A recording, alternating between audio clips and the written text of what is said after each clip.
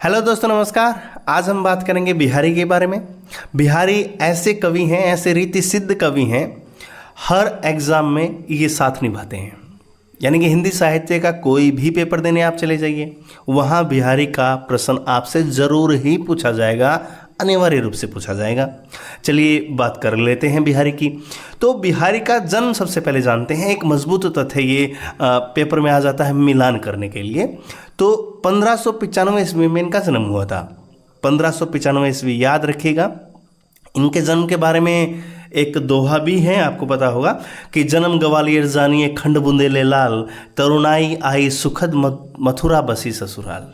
तो यहाँ से पता लगता है कि इनका जन्म जो है ग्वालियर में हुआ था। तो ग्वालियर में इनका जन्म हुआ। माथुर चौबे, शुक्ल जी इस बात को लिखते हैं कि माथुर चौबे थे, बिहारी माथुर चौबे थे। शुक्ल जी ने साफ टिप्पणी की है। तो जाति के माथुर थे, तो माथुर चौबे थे। इनके वंशज जो है आज भी बूंदी में, बूंदी जगह का नाम है, राजस्थान में, आपको पता होगा। तो बूंदी में आज भी इनके वंशज हैं। और इनका निधन कब हुआ था? इनका निधन हुआ था 1664 ईस्वी में। तो 1595 से 1664 तक का जो कालखंड है वो बिहारी के नाम रहेगा। ठीक है। शुक्ल जी के अनुसार जन्म इनका संवत 1660 माना जाता है और ये संवत 1720 तक शुक्ल जी के अनुसार जीवित रहे थे। ठीक है। रीतिकाल की जो काव्य धाराएं हैं, रीति सिद्ध, रीतिबद्ध, रीति मुक्त, जो 3 काव्य धाराएं हैं, तो उसमें रीति सिद्ध जो काव्य धारा है, उस रीति सिद्ध काव्य धारा के प्रतिनिधि कवि के तौर पर बिहारी का जिक्र हम करते हैं। बिहारी को कौन सी कोटि का कवि माना जाता है? ये सवाल यदि हमसे कोई कर ले तो हम साफ साफ कहेंगे कि बिहारी जो है श्रृंगारिक कवि थे। संप्रदाय में किस में दीक्षित थे? अगला सवाल अगर आपसे कोई करे तो निम्बार्क संप्रदाय जो है उसमें माना जाता है बिहारी जो है निम्बार्क संप्रदाय में दीक्षित थे। कई दफ़ा ये भी चर्चा का केंद्र रहता है कि बिहारी जो है वो राधा वल्लभ संप्रदाय में दीक्षित थे। ठीक है। तो निम्बार्क संप्रदाय और राधा वल्लभ संप्रदाय, ये याद रखिएगा दोनों। ठीक है। हिंदी में श्रृंगार सत्सई की परंपरा का सूत्रपात बिहारी ने ही किया था। यानी कि हमारे हिंदी साहित्य में श्रृंगार सत्सई सबसे पहले अगर किसी की आई वो बिहारी सत्सई ही थी, जिसमें श्रृंगार रस का इतना वर्णन था, वो बिहारी से ही शुरू हम मानते हैं। बिहारी सत्सई एकमात्र इनकी रचना है और इस रचना का समय जो है वो 1662 ईस्वी है। अब बिहारी सत्सई पर जो सवाल आते हैं वो ये दो आते हैं कि इसमें दोहे कितने हैं। तो बिहारी सत्सई में कुल 713 दोहे जो हैं वो मानते हैं जगन्नाथ दास रत्नाकर। तथ्य याद रखिएगा, जगन्नाथ दास रत्नाकर ने 713 दोहे माने हैं। और अगर शुक्ल जी की बात करें तो शुक्ल जी ने माने हैं 700 दोहे। कितने दोहे? 700 दोहे। ये याद रखने वाली चीज़ें हैं। शुक्ल जी ने कितने माने हैं? 700 दोहे माने हैं। जगन्नाथ दास रत्नाकर ने कितने माने हैं? 713 दोहे माने हैं। और उन 713 में से आपको बता दें 600 दोहे जो हैं वो श्रृंगारिक हैं, वो केवल श्रृंगार रस के दोहे हैं। ठीक है। आगे एक बात और है, डॉक्टर नगेंद्र ने इतिहास ग्रंथ संपादित करवाया था, तो उसमें कितने दोहे स्वीकार किए गए, इनके कितने पद उसमें हैं? अगर ये सवाल कर ले तो उनके मुताबिक 719 पद वहाँ पर हैं, यानी कि मुक्तक हैं, छंद जो हैं उनके 719 उन्होंने स्वीकार किए हैं। ठीक है। तो 3 चीज़ें याद रखनी है, 700, 713 और 719। ठीक है, तीनों आप याद रखेंगे। अभी आरपीएससी में एक सवाल किया गया था कि बिहारी सत्सई पर किन रचनाओं का प्रभाव है? तो गाथा सप्तशती का प्रभाव है। गाथा सप्तशती आपको पता है हाल कवि द्वारा रचित है, सबसे ज़्यादा प्रभाव उसी का है। उसके बाद अमरूक शतक का है, आर्या सप्तशती का है। तो आर्या सप्तशती किसकी है? गोवर्धनाचार्य की जो रचना है आर्या सप्तशती। तो इन 3 रचनाओं का प्रभाव जो है वो बिहारी सत्सई पर देखने को मिलता है। तीनों नोट कर लीजिए, गाथा सप्तशती, अमरूक शतक और आर्या सप्तशती। ये 3 रचनाएं हैं जिनका प्रभाव बिहारी सत्सई पर पड़ा है। ठीक है। बिहारी की ऊहात्मक जो उक्तियां हैं उनके ऊपर किसका प्रभाव है? तो बिहारी की ऊहात्मक उक्तियों पर फारसी का प्रभाव है। किसका प्रभाव है? फारसी का। बेहतरीन तथ्य है ये भी। ठीक है। शुक्ल जी ने साफ साफ लिखा है कि बिहारी के बहुत से दोहे आर्या सप्तशती और गाथा सप्तशती की छाया लेकर बने हैं। इस बात को पदम सिंह शर्मा ने विस्तार से दिखाया है। यही कथन आया था कि ये कथन किस आलोचक का है, तो रामचंद्र शुक्ल का कथन था ये उनके बारे में कि बिहारी सतसई के बहुत से दोहे जो हैं वो आर्या सप्तशती और गाथा सप्तशती की छाया लेकर के बने हैं। चलिए अगली जो बात है वो ये है कि ये कहाँ के राज्याश्रित कवि थे। तो मुगल सम्राट शाहजहां के राज्याश्रित कवि बिहारी लाल थे। फिर ये जयपुर के राजा जयसिंह के भी दरबारी कवि रहे। बिहारी के गुरु कौन थे? बिहारी के गुरु थे नरहरिदास। ठीक है, बिहारी के गुरु थे नरहरिदास। नरहरिदास के शिष्य माने जाते हैं निम्बार्क संप्रदाय के महंत नरहरिदास। ठीक है, इनके पिता भी नरहरिदास के शिष्य थे। केशव राय जो हैं वो भी नरहरिदास के शिष्य थे। ठीक है, चलिए अगला जो तथ्य है, एक और तथ्य है कि राधाचरण गोस्वामी ने बिहारी की तुलना किससे की है। तो राधाचरण गोस्वामी ने बिहारी की तुलना पीयूष वर्षी मेघ से की है। ये सवाल आता है, कई दफ़ा आता है।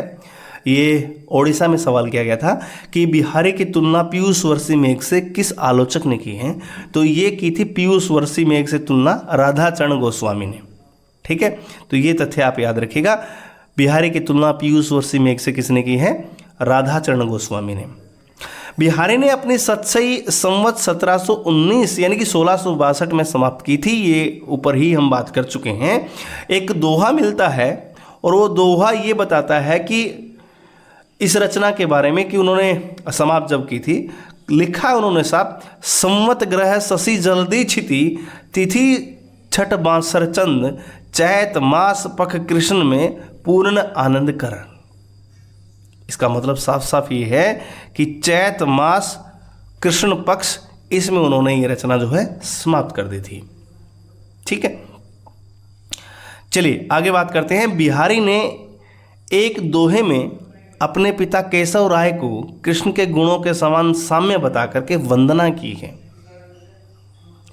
कि प्रगट भय द्विजराज कुल सुजस बसे ब्रज आई मेरे हरो कलेश सब केशव केसर वराई। अपने पिता की वंदना कृष्ण के गुणों के समान बता करके बिहारी ने की है। वो दोहा अगर आपसे कोई पूछे तो ये है, प्रगट भय द्विजराज कुल सुजस बसे ब्रजाई मेरे हरो कलेश सब केशव केसर वराई। तो ये वाला दोहा जो है बिहारी ने अपने पिता की वंदना के लिए लिखा था। बिहारी का बाल्यकाल आपको पता है बुंदेलखंड में व्यतीत हुआ था। उनकी जवानी मथुरा में बीती थी। जो शुरुआत में ही हमने आपको बताया था कि जन्म ग्वालियर जानिए खंड बुंदेले लाल, तो रुनाई आई सुखद मथुरा बसी ससुराल। ये वाली जो चीज़ है इस दोहे से हमें इनका जन्म, इनकी जवानी, इनकी ससुराल में कहाँ रहे वो सब पता लग जाता है। एक बहुत महत्वपूर्ण तथ्य है इनके बारे में कि मानस के बाद, तुलसीदास की जो रामचरित मानस थी, मानस के बाद सतसई पर अनेक टीकाएं लिखी गई हैं। ये बात कही थी लक्ष्मी सागर वाणसे ने, हिंदी साहित्य का इतिहास जो उन्होंने लिखा। ठीक है, 205 पेज पर वो बात है कि मानस के बाद सतसई पर ही अनेक टीकाएं जो हैं वो लिखी गई हैं। वही लक्ष्मी सागर वाणसे ने एक बात और कही, क्या कही कि तुलसी की मानस के बाद यदि किसी ग्रंथ को साहित्यिक लोकप्रियता प्राप्त हुई है तो वो बिहारी की सतसई को प्राप्त हुई है। तो मानस के बाद, तुलसीदास की मानस के बाद बिहारी सतसई का जो है क्रम हर दृष्टिकोण से लक्ष्मी सागर वाणसे ने माना है, चाहे वो टीकाओं के संदर्भ में हो और चाहे वो लोकप्रियता के संदर्भ में हो। तो दोनों जगह लक्ष्मी सागर वाणसे ने कहा कि मानस के बाद यदि कोई प्रसिद्ध रचना है तो वो है बिहारी सतसई। ठीक है, चलिए अगली बात देखते हैं, अगला तथ्य क्या कहता है। बिहारी का काव्य यानी कि जो सतसई है वो श्रृंगार भक्ति नीति इनकी त्रिवेणी है। श्रृंगारिक पद भी हैं, भक्ति के पद भी हैं और नीति के पद भी हैं। तो इन तीनों की त्रिवेणी है। श्रृंगार भक्ति नीति के दोहे हैं। भाषा क्या रहेगी बिहारी की? बिहारी की भाषा ब्रज भाषा रहेगी। छंद जो है इनका दोहा रहता है, दोहा शैली में इन्होंने लिखा, और शैली थी इनकी समासोक्ति शैली। याद रखिएगा, समासोक्ति मुक्तक शैली इनकी शैली है और काव्य रूप इनका मुक्तक है। ये तीनों चीज़ें याद रखनी है आपको। बिहारी की जो सतसई है वो श्रृंगार भक्ति नीति की त्रिवेणी है। भाषा इनकी ब्रज भाषा रहेगी, छंद इनका दोहा रहेगा, समासोक्ति शैली में लिखते थे, समासोक्ति मुक्तक शैली में लिखते थे, और ये मुक्तक काव्य रूप बिहारी प्रसिद्ध है। इसके बारे में तुलसीदास कि मानस के बाद अगर किसी पे टीकाएं लिखी गई हैं तो किसके ऊपर, ये आप हमें कमेंट करके बताइए। अभी थोड़ी देर पहले हमने आपको बताया था। रामचंद्र शुक्ल ने एक बात कही कि मुक्तक उस कवि के ज़्यादा प्रसिद्ध होते हैं या ज़्यादा उड़ान भरते हैं जिसमें कल्पना की समाहार शक्ति होती है। तो कल्पना की समाहार शक्ति और भाषा की समाज शक्ति के कारण बिहारी के दोहे बेमिसाल हैं। बिहारी के शब्दों का चतुर प्रयोक्ता, बिहारी को क्या कहा है, शब्दों का चतुर प्रयोक्ता एडविन ग्रीव्स ने कहा है। एक नया तथ्य आपके लिए, बिहारी को शब्दों का चतुर प्रयोक्ता किसने कहा है, तो एडविन ग्रीव्स ने इनके बारे में एक बात कही थी कि बिहारी शब्दों को बड़ी चातुर्य के साथ प्रयोग करने वाले कवि हैं। ठीक है, आगे एक बात है कि एक दोहा, ये कहानी आपको पता ही है, इसके बारे में हम समय खराब जाया नहीं करेंगे। नहीं पराग नहीं मधुर मधु, नहीं विकास ही काल, अली कल ही सो बंदे आगे कौन हवाल। तो ये अन्योक्ति अलंकार का दोहा था। बिहारी ने सुनाया किसको था, राजा जयसिंह को सुनाया था, जिसमें उनकी जो नवविवाहिता पत्नी थी, रानी थी। राजा जो है उसके प्रेम पास में आबद्ध थे, बंधे हुए थे, राजकार्य से विरक्त हो चुके थे। तो उनको कर्तव्य बोध की प्रेरणा देने के लिए उन्होंने ये दोहा लिखा था, और राजा साहब को इतना पसंद आया वो दोहा कि उनको काली पहाड़ी एक गांव जो है वो पुरस्कार में उनको दे दिया। जयसिंह बहुत खुश रहते थे इनसे, और ऐसा कहा जाता है कि जयसिंह इनके एक एक दोहे पर एक एक असरफी जो है बिहारी को दे दिया करते थे। बिहारी के दोहों की उपमा नावक के तीर से की गई है। बहुत प्रसिद्ध चीज़ है ये, सतसैया के दोहरे जो नावक के तीर, सुना ही होगा आपने। देखन में छोटे लगे घाव करे गंभीर, तो नावक के तीर से किसके दोहों की तुलना की गई है, बिहारी के। ठीक है, अब एक चीज़ और मानी जाती है कि नारी सौंदर्य के चित्रण में बिहारी अद्वितीय माने जाते हैं, अप्रतिम माने जाते हैं। नारी सौंदर्य का जो विधान इन्होंने रचा है, रसिकों के हृदय का घर बिहारी सतसई को ऐसे ही हजारी प्रसाद द्विवेदी ने नहीं कहा है। नायक नायिकाओं का वर्णन आपको बता दें कि सूरदास और बिहारी दोनों नायिका के रूप में राधा का वर्णन करते हैं। और राधा की बात करें तो एक बिहारी की राधा है वो वाचाल है, सूरदास की राधा मौन है, मतलब वो मौन बनी रहती है, जबकि बिहारी की राधा जो है वाचाल मानी जाती है। ये याद रखिएगा। तो नायिका के सौंदर्य के बारे में, नारी सौंदर्य के बारे में बिहारी अद्वितीय माने जाते हैं। रामचंद्र शुक्ल का कथन जो थोड़ी देर पहले ही हमने जिक्र किया था कि जिस कवि में कल्पना की समाहार शक्ति के साथ भाषा की समाहार शक्ति जितनी ज़्यादा होगी उतनी ही वह मुक्तक रचना में सफल होगा, क्योंकि मुक्तक में समासोक्ति शैली चाहिए, शब्द कम भाव ज़्यादा। तो मुक्तक रचना उसी आदमी की सफल होती है जिसमें भाषा की समाहार शक्ति और कल्पना की समाहार शक्ति होती है, वही आदमी मुक्तक में सफलता प्राप्त करता। और यह क्षमता बिहारी में पूर्ण रूप से विद्यमान थी, पूर्ण रूप से उनके अंदर ये विद्यमान थी। छोटे छोटे दोहे, छोटे छोटे छंद इतना रस भर सके हैं कि इनके दोहे क्या है, उन्होंने खुद कहा है, इनके दोहे रस के छोटे छोटे छींटे हैं। इनके छोटे छोटे जो दोहे हैं वो रस इतना भर चुके हैं ना कि वो रस के छोटे छोटे छींटे लगते हैं। रामचंद्र शुक्ल ने कहा है, जब बिहारी पर विशेष हमारी कक्षा थी तो उनमें ये सारे के सारे कथनों पर हमने बहुत विस्तार से बात की थी, इनको बहुत एनालिसिस करके समझा था। श्रृंगार रस के ग्रंथों में जितनी ख्याति, जितना मान बिहारी सतसई का हुआ उतना किसी और का नहीं हुआ। इनका एक एक दोहा हिंदी साहित्य का एक एक रचन माना जाता है। अभी रिसेंटली कल परसों जो पेपर हमने सोल्व किया था आरपीएससी असिस्टेंट प्रोफेसर का, उसमें भी ये सवाल आया था। उसमें भी ये सवाल था कि श्रृंगार रस के ग्रंथों में जितनी ख्याति, जितना मान बिहारी सतसई का है उतना किसी का नहीं। ये कथन किसका था? ये कथन था रामचंद्र शुक्ल का। ठीक है, रामचंद्र शुक्ल उनके बारे में एक बात और कहते हैं कि इनकी कविता श्रृंगारी है। अंतिम पंक्ति वो लिखते हैं कि इनकी कविता श्रृंगारी है, इसमें कोई संदेह नहीं है, लेकिन प्रेम की उच्च भूमि पर नहीं पहुंचती। जो प्रेम का शाश्वत रूप है वो इनकी कविताएं नहीं दिखाती है। ये बहुत महत्वपूर्ण कथन है कि बिहारी की कविता श्रृंगारिक है लेकिन प्रेम की उच्च भूमि पर नहीं पहुंचती। ये कथन किसका है? ये है आचार्य रामचंद्र शुक्ल का। शुक्ल जी ने बहुत बातें इनके ऊपर लिखी हैं। एक और कथन शुक्ल जी का इनके ऊपर कि बिहारी सतसई ग्रंथ उनकी इतनी बड़ी कृति का आधार है। तो इस बात से एक आइडिया ये आ सकता है कि जो लोग ये मानते हैं कि इस कवि ने इतनी रचनाएं लिखी हैं, ये जरूरी नहीं होता। किसी कवि का यश उसकी रचनाओं के परिमाण से नहीं होता कि उसने कितनी रचनाएं लिखी हैं, उसके गुणों के हिसाब से होता है। रामचंद्र शुक्ल ने साफ माना कि एक कवि का यश, उसकी कृति, उसका आधार होता है उसके गुण, ना कि ये कि उसने कितनी रचनाएं लिखी हैं। तो साफ रामचंद्र शुक्ल ने कहा कि किसी कवि का यश उनकी रचनाओं के परिमाण से नहीं होता, गुण के हिसाब से होता है। बिहारी पर 50 टीकाएं रची गई हैं। इन टीकाओं में 4-5 टीकाएं तो बहुत प्रसिद्ध हैं। कृष्ण कवि की टीका एक तो, और कृष्ण कवि की टीका के बारे में कहा जाता है कि वो कवित्व में है।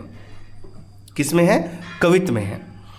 एक हरिप्रकाश टीका है, एक लल्लू लाल की टीका है लाल चंद्रिका, सरदार कवि की टीका है, एक सुरती मिश्र की टीका है। बिहारी सतसई पर आपको बता दूं फारसी में भी टीका लिखी गई थी। फिरंगी सतसई आनंदीलाल शर्मा जोशी ने लिखी थी। सतसई परंपरा का सबसे पहला ग्रंथ गाहा सप्तशती या गाथा सप्तशती, उसकी प्रेरणा से लेकर के ये जो रची गई है। ठीक है, लेकिन एक चीज यहां पर मैं आपको बताना चाहूंगा, बिहारी एकमात्र ऐसे कवि हैं जिन्होंने ग्रामीण संस्कृति के विरुद्ध घृणा भाव प्रकट किए हैं। अगर आपको पढ़ना हो बच्चन सिंह का दूसरा इतिहास, उसमें साफ साफ चीजें ये मिलेंगी। ग्रामीण नायिका जो है उसके प्रति उनके भाव जो है वो घृणास्पद रहेंगे। ये एकमात्र ऐसे कवियां हैं। यहां आपने देखा ही होगा, नगर की जो नायिका है उसको ज्यादा मानते हैं। मेरी बहु बाधारो राधा नागरी सोई, ये पहली पंक्ति में ही इन्होंने साफ झलका भी दिया था। ठीक है, पहला छंद है, मंगलाचरण के रूप तौर पर है, ये साफ आप जानते हैं। राधा का मंगलाचरण इन्होंने किया था। इनका एक एक दोहा रत्न माना जाता है। एक और तथ्य इनके बारे में, बिहारी सतसई का एक एक दोहा हिंदी साहित्य में रत्न माना जाता है। रामचंद्र शुक्ल ने ही कहा था। वही रामचंद्र शुक्ल की एक और बात क्या कहा उन्होंने कि बिहारी की रस व्यंजना का पूर्ण वैभव उनके अनुभावों के विधान में दिखाई पड़ता है। भाव अनुभाव व्याभिचारी संयोगात रस निष्पत्ति आपने पढ़ा होगा, तो उसमें जो अनुभाव होते हैं ना, अनुभावों का जिस तरीके से वर्णन बिहारी करते हैं, रस व्यंजना बिहारी की वहीं दिखती है। अनुभाव के विधान में उन्होंने अपनी जो कलम चलाई है वो है उनकी प्रसिद्धि का आधार। अधिक स्थलों पर तो इनकी योजना की निपुणता और उक्ति कौशल के दर्शन होते हैं, पर इनकी विधान से इनकी कल्पना की मधुरता झलकती है। अनुभवों और हावों की ऐसी सुंदर योजना कोई श्रृंगारिक कवि नहीं कर सका है। इनके अलावा कोई श्रृंगारिक कवि ऐसा नहीं है जिन्होंने इस तरीके से अनुभवों का विधान दिखाया हो। उतनी निपुणता, उतनी उक्ति कौशल के साथ, कल्पना की मधुरता के साथ श्रृंगार का इतना वर्णन किसी श्रृंगारी कवि ने नहीं किया। रामचंद्र शुक्ल की टिप्पणी है। पठान सुल्तान की कुंडलियां बिहारी के दोहों पर बहुत अच्छी हैं पर अधूरी हैं। पठान सुल्तान की कुंडलियां बिहारी के दोहों पर बहुत अच्छी बनी हैं लेकिन अधूरी हैं। पठान सुल्तान ने बिहारी के दोहों पर कुंडलियां लिखी थी। वहीं भारतेंदु हरिश्चंद्र ने कुछ और कुंडलियां लिख करके कुंडलियों में पूर्ति करनी चाहिए थी, पर वो भी उतने सिरे नहीं चढ़ पाए। अंबिकादत्त व्यास ने भी प्रयास किया। अंबिकादत्त व्यास ने बिहारी विहार लिखा, उसमें सब दोहों के भावों को पल्लित करके उन्होंने रोला छंद लगाया। रोला छंद, दोहा को रोला में बदला उन्होंने, अंबिकादत्त व्यास ने। ठीक है, ये बात तो ठीक थी। उर्दू में भी उनके ऊपर इतना काम हुआ, तो आप अंदाज़ा लगा सकते हैं बिहारी की प्रसिद्धि का आधार। उर्दू शेरों में भी एक अनुवाद जो है बुंदेलखंड के मुंशी थे एक देवी प्रसाद प्रीतम, उन्होंने लिखा है कि बिहारी का सबसे उत्तम और प्रमाणिक टीका जो है वो जगन्नाथ दास रत्नाकर ने निकाला था। बिहारी का सबसे उत्तम कौन सा है, सबसे प्रमाणिक टीका किसकी है? जगन्नाथ दास रत्नाकर। ये रामचंद्र शुक्ल ने माना है, सबने माना है। उर्दू शेर किसने लिखे? मुंशी देवी प्रसाद प्रीतम ने लिखे। बिहार में अंबिका दत्त व्यास ने कौन सा छंद बनाया? रोला छंद बनाया। भारतेंदु ने कौन सा छंद बनाया? कुंडली छंद बनाया। पठान सुल्तान ने कुंडलियां लिखी, लेकिन अधूरी थी वो ना। तो ये सब बातें छोटी छोटी बातें हैं जो आपको ध्यान में रखनी है। मुक्तक कविता में जो गुण होना चाहिए था ना, वो आपको बिहारी में देखने को मिलेगा। बिहारी में चरमोत्कर्ष पर वो मुक्तक का गुण देखने को मिलेगा आपको। उन्होंने साफ लिखा, रामचंद्र शुक्ल ने, कि मुक्तक में रस के ऐसे छींटे पड़ते हैं जिनसे हृदय कलिका थोड़ी देर के लिए खिल जाती है। तुलना की गई है प्रबंध काव्य और मुक्तक काव्य की, कि प्रबंध काव्य यदि आप 1/3 माने पूरी की पूरी, तो मुक्तक एक चुना हुआ गुलदस्ता है। दोनों जगह दोनों का प्रभाव रहता है। रामचंद्र शुक्ल की बात कर रहे हैं, जो प्रबंध काव्य को बहुत तरजीह देते हैं। तो वो मानते हैं कि प्रबंध काव्य को यदि 1/3 मान लें, तो मुक्तक तो उसमें छोटे छोटे फूल आप चुनकर लेके आइए, उससे गुलदस्ता बनाइए, तो मुक्तक को तो उसका सार है किस्म से। तो मुक्तक एक चुना हुआ गुलदस्ता है, महक देता है वो। भाषा के बारे में रामचंद्र शुक्ल ने क्या लिखा, कि बिहारी की भाषा चलती होने पर भी साहित्यिक है। जनमानस भाषा है, चल्लाऊ भाषा है, लेकिन फिर भी साहित्यिकता का पुट उसमें बराबर मात्रा में मिलता है। उनकी वाक्य रचना को देखिए आप, बिहारी की वाक्य रचना जिस तरीके से उन्होंने बनाए हैं, पूर्णतः व्यवस्थित आपको नजर आएंगे। वाक्य रचना व्यवस्थित है। और शब्दों के बारे में क्या कहें, शब्दों के रूप का व्यवहार एक ऐसी क्रमबद्ध तरीके से, नियमित निश्चित प्रणाली पर किया गया है। और ये बात बहुत कम कवियों में पाई जाती कि वो शब्दों का व्यवहार बहुत क्रम से रखते हैं, निश्चित प्रणाली पर रखते हैं, वाक्य रचना को इतना सुव्यवस्थित करते हैं, जनमानस भाषा को भी साहित्यिक रूप में इतना बढ़िया सा प्रयोग करके दिखाते हैं। बहुत कम ऐसे कवि होते हैं। साफ लिखा उन्होंने कि भावों का उत्कृष्ट और उदात्त स्वरूप बिहारी में नहीं मिलता। भावों का उत्कृष्ट और उदात्त स्वरूप बिहारी में नहीं मिलता। कविता उनकी श्रृंगारिक है, लेकिन प्रेम की उच्च भूमि पर नहीं पहुंचती, केवल श्रृंगारिकता मिलती है। जो भाव होने चाहिए ना, प्रेम के जो भाव, शुद्धता वाले जो भाव रहते हैं, वो उदात्त स्वरूप वाले जो भाव रहते हैं, वो उसमें नहीं है। केवल श्रृंगारिक कविताएं हैं, प्रेम की उच्च भूमि पर वो नहीं पहुंच रही। ठीक है। कुछ आलोचकों ने और भी बातें लिखी हैं। बिहारी को रीतिकाल का सबसे अधिक लोकप्रिय कवि किसने माना? हजारी प्रसाद द्विवेदी ने माना था। एक और कथन जो कई बार पेपर में आता है, बिहारी सच्चाई शक्कर की रोटी है। कहीं से भी तोड़ो तो शक्कर की रोटी लगती ना, बिहारी सच्चाई शक्कर की रोटी पदम सिंह शर्मा ने माना था ये बात। बिहारी सत्सई को रसिकों का घर, थोड़ी देर पहले जिक्र कर रहे थे, रसिकों का घर कहा था हजारी प्रसाद द्विवेदी ने। वहीं बिहारी सत्सई के बारे में श्याम सुंदर दास ने क्या टिप्पणी की? उन्होंने कहा कि बिहारी सत्सई रामचरितमानस के बाद सबसे अधिक प्रचारित कृति है। इन्होंने प्रचारित कहा, लक्ष्मी सागर वाराणसी ने लोकप्रिय कहा था। विश्वनाथ सिंह ने क्या कहा कि बिहारी मुक्तक साहित्य के बेजोड़ कवि हैं, कोई जोड़ नहीं है उनका।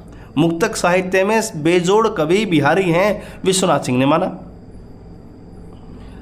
वहीं बलदेव उपाध्याय ने कहा कि बिहारी दोहों के बादशाह हैं, दोहों के बादशाह माना बलदेव उपाध्याय ने उनको। ये तो कई दफा आप पढ़ ही चुके हैं। बिहारी सत्सई में रस के ऐसे छींटे पड़ते हैं, हृदय कलिका थोड़ी देर के लिए खिल जाती है। लाला भगवान दीन का एक कथन जो है याद रखिएगा। लाला भगवान दीन ने बिहारी को चौथा रत्न माना है हिंदी का। बिहारी हिंदी के चौथे रत्न हैं। लाला भगवान दीन ने कहा बिहारी हिंदी के चौथे रत्न हैं। इस बहुत बड़ी बात है, बहुत बड़ी टिप्पणी है ये। ठीक है। जॉर्ज अब्राहम ग्रियर्सन ने क्या कहा बिहारी सत्सई की प्रशंसा के बारे में, कि संपूर्ण यूरोप में बिहारी के समकक्ष या बिहारी सत्सई के समकक्ष कोई रचना नहीं टिकती, कोई रचना उनको मिली ही नहीं। विवाद भी चला था देवबड़े की बिहारी, उसके बारे में भी बात करेंगे। मिश्र बंधुओं ने क्या टिप्पणी की? मिश्र बंधुओं ने कहा कि इन छोटे से ग्रंथ में मानो बिहारी ने क्या कर रखा है कि समुद्र जो है कुजे में बंद कर दिया है। इतना बड़ा भाव, पूर्णतः समुद्र को एक कुजे में, छोटे से दिए में बंद कर दिया, ये मिश्र बंधुओं ने माना है। बिहारी लाल भारत के थॉमसन कहे जाते हैं। बिहारी लाल भारत के क्या कहे जाते हैं? थॉमसन कहे जाते हैं। किसी यूरोपीय भाषा में बिहारी सत्सई के समान कोई रचना नहीं है। ये लाल चंद्रिका की भूमिका जो ग्रियर्सन ने लिखी थी, उसमें उन्होंने ये बात कही। चलिए, गणपति चंद्रगुप्त क्या मानते हैं? गणपति चंद्रगुप्त मानते हैं कि बिहारी के व्यक्तित्व में तीनों गुण हैं, प्रतिभा, अध्ययन, अभ्यास। इन तीनों का समन्वय, प्रतिभा, व्युत्पत्ति, अभ्यास, जो आप तीनों मानते हैं, तीनों का गुण है, गणपति चंद्रगुप्त ने इनके बारे में कहा। ठीक है, तो बिहारी सतसई के बारे में या बिहारी के बारे में ढेर सारी चीज़ें हैं, ढेर सारे तथ्य हैं जो आपको ध्यान में होने चाहिए। देखिए, एक चीज़ बता देता हूँ, रीतिकाल में मुख्यतः 3 संप्रदाय चले थे, अलंकार संप्रदाय, रस संप्रदाय और ध्वनि संप्रदाय। तो बिहारी कौन से संप्रदाय में थे? बिहारी थे ध्वनि संप्रदाय में। कौन से संप्रदाय में? ध्वनि संप्रदाय। याद रखिए, ऐसी छोटी छोटी बातें हैं, बहुत गंभीरता के साथ उनको देखिएगा। ठीक है, एक चीज़ और है, बिहारी को राधाचरण गोस्वामी ने क्या माना था? पीयूषवर्षी घनश्याम कहा था। पीयूषवर्षी घनश्याम, पीयूषवर्षी मेघ क्यों कहा था? इनका यह मानना था अगर ये उदय हो गए ना तो सूर्य और तुलसी आच्छादित हो जाते हैं। सूर्य तुलसी शशि उड़गन के सुदास। तो बिहारी पीयूषवर्षी मेघ इन्होंने कहा। ठीक है, तो ये कुछ बातें थी जो बिहारी के बारे में थी। बिहारी के बारे में ढेर सारा अध्ययन करने का है। उनके बारे में जितनी टिप्पणियाँ की गई हैं, तथ्यात्मक रूप से आज हमने केवल बात की, और गंभीरता से अगर आप इसको देखना चाहते हैं तो हमारी दूसरी क्लास जो है आप ले सकते हैं। उसमें हमने रामचंद्र शुक्ल के ने क्या क्या बातें कही हैं, बच्चन सिंह ने क्या बातें कही हैं, हजारी प्रसाद द्विवेदी क्या मानते हैं, श्याम सुंदर दास इनके बारे में क्या कहते हैं, जो आलोचनाएं इनके ऊपर लिखी गई हैं उसके बारे में क्या कुछ है, तो वहाँ सब बातें होती हैं। तो आज के लिए बस इतना ही। बहुत बहुत धन्यवाद आप सभी का, और हम उम्मीद करते हैं कि आपको हमारे प्रयास जो हैं वो ठीक लग रहे होंगे। फिर भी यदि कोई त्रुटि रहती है, कहीं से कोई कमी रहती है, तो आप हमें ज़रूर बताएंगे, लिख लीजिए।